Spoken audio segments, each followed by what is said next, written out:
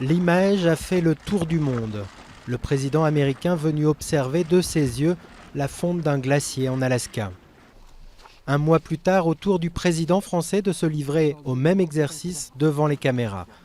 Mais cette fois en Islande, où ce glacier recule de 50 mètres par an. L'objectif est toujours le même, marquer les esprits. Tous les gens que vous voyez, ils viennent voir ce qu'est le réchauffement climatique. Enfin, le but n'est pas d'avoir des touristes du réchauffement climatique. On ne va pas être touristes de notre propre disparition. Fonte accélérée des glaciers, mais aussi hausse de 20 cm du niveau des océans depuis 1900, multiplication des sécheresses, des canicules, des cyclones. Les conséquences du réchauffement climatique n'échappent plus à personne. 2015 pourrait d'ailleurs être l'année la plus chaude jamais enregistrée. Nous avons battu un record une fois de plus.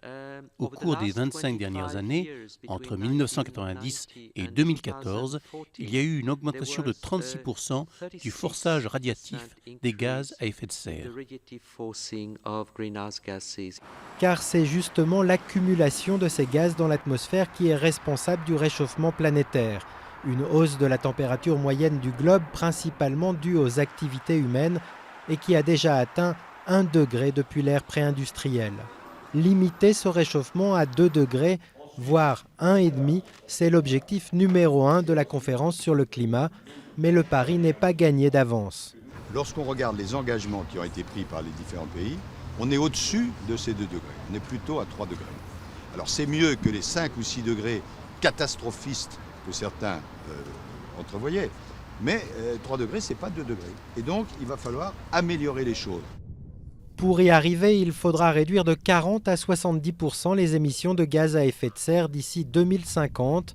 Un bouleversement de nos habitudes quand on sait que les énergies fossiles, principales émettrices de ces fameux gaz, assurent encore 80% de la production mondiale d'énergie. Et pourtant, à en croire celui qui a obtenu le prix Nobel de la paix en 2007 avec les experts du climat du GIEC, la COP21 pourrait bien être un succès. Il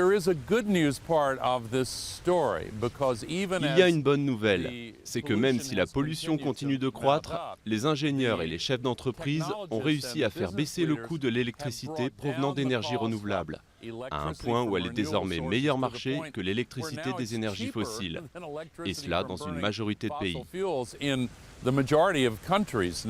Autre bonne nouvelle, contrairement au fiasco de la conférence de Copenhague en 2009, Chine et États-Unis, les 2 premiers pollueurs de la planète, affichent désormais leur volonté d'aboutir.